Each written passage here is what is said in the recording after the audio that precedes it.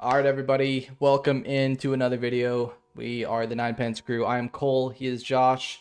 Today, we're going to be going over 5 outfielders, technically 10 outfielders, 5 from each that you guys should be targeting in your drafts.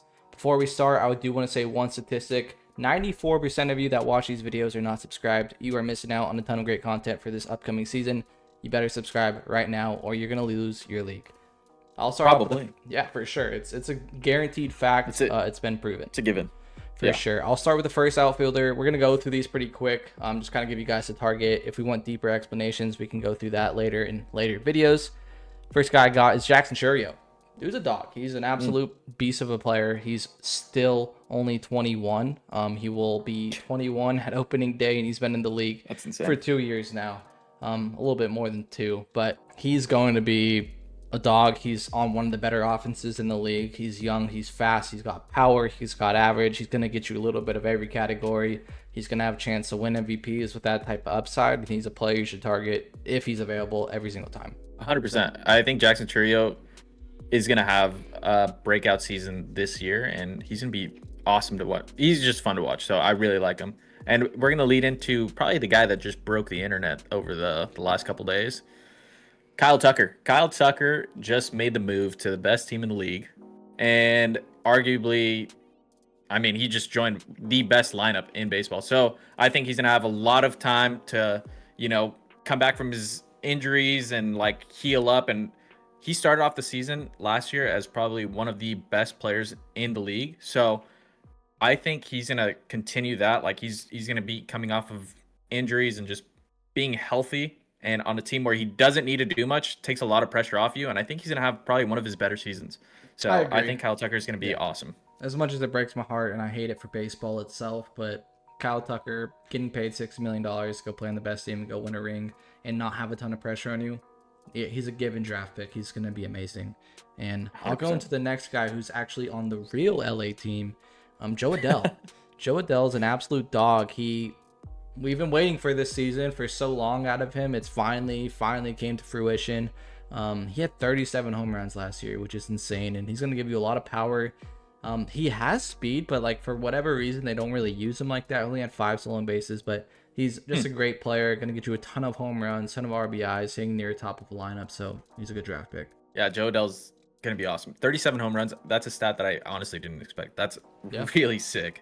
My second player is going to be Michael Harris II. He is awesome. I am a big fan of Michael Harris for some reason. Ever since his rookie year, where he came out and broke out the scene. He's awesome. He's a really good player. He's fast. He has pop. He can do everything. He's a 5-tool player, and he's great defensively.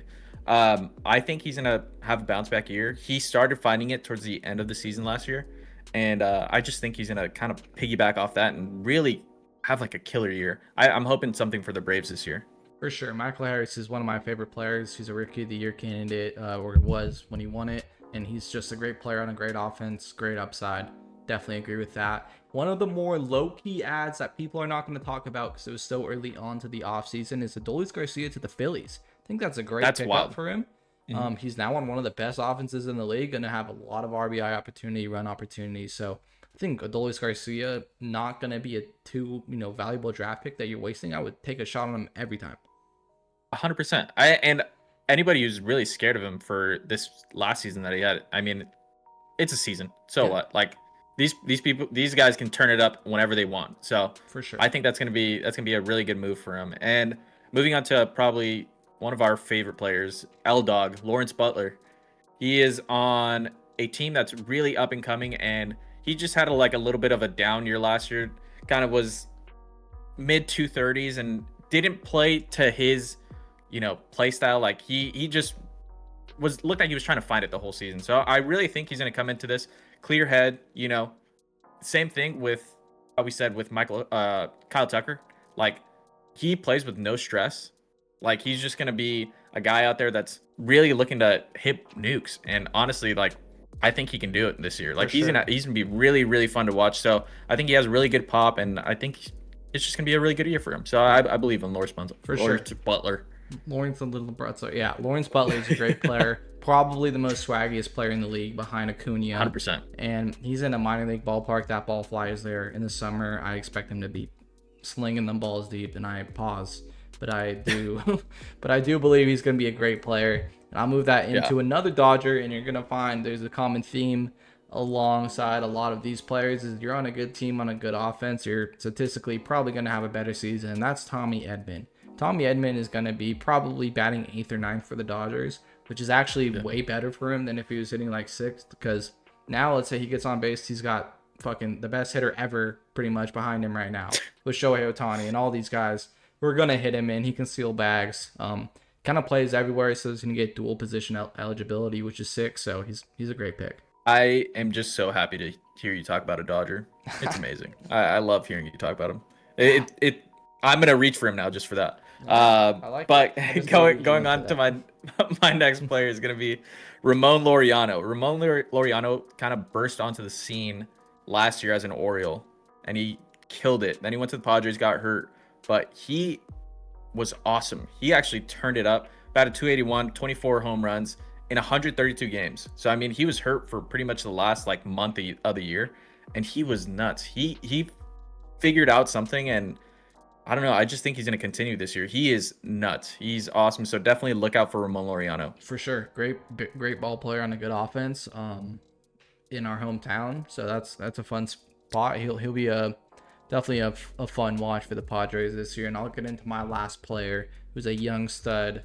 Is Cam Smith. This guy came onto the MLB really young, right after the draft pretty much. He got brought on for the opening day. It was super sick video that the Astros did for him, bringing in his parents to let him know. But Cam Smith's a dog. He's shown upside. He did have a month where he really popped off and shown what he can do. And I think now that he's got a full year under him, he gets his confidence back up now. He knows what he has to change, and he'll deliver a great year. 100%. Cam Smith is going to be really fun to watch. A lot of these guys that are going into their second year, I'm going to be on the lookout for, because they found the time to kind of like adjust themselves to MLB ball. So it's going to be fun to watch.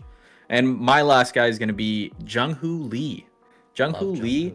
Ever since he came to the, I drafted him pretty early last year or the year before when he got hurt. And this year he provided a first full season, and he played good. He didn't play bad. I mean, 8 home runs, 55 RBIs is obviously not the stat line that we want to see. But, I mean, he had a 327 OBP. So he gets on base, and that's what he'll do for you. Like, he'll slap hits, and he plays on a ballpark that you obviously can't show power there, really, because it's a pitcher's ballpark. So it's tough. Yeah. But I think that he's going to have like a really good year this year. I mean, it's just people getting adjusted to how the MLB is. So I would bet on Jung Hoo Lee for sure. For sure. Jung Hoo Lee is one of my favorite players. Grandson of the Wind is one of the hardest nicknames of all time. And that is pretty sick. I didn't even know that. He plays great defense. He's a really fun baseball player to watch. And yeah, he'll be a great pick. But all 10 of these guys are most likely going to produce for you pretty well. And you should 100%. Be targeting these guys in your drafts. Try to build your teams around them. Try to balance your team out in terms of upside and a solid star. I think Kyle Tucker right now, as of 24 hours ago, signing with the Dodgers, he will be a must draft on my board if he is available every single time, because the upside's stupid. And all these other guys, 100%. Butler has upside to play really well. So definitely target these guys in your drafts. Once again, 94% of you that watch these videos are not subscribed. That breaks my heart, and you should definitely subscribe so you can win your leagues, and I will get a 5% commission on any single league that you win. Exactly. I like that deal. We'll split that 5%, 2.5 both ways. Thank you so much for watching. We will see you guys in the next one.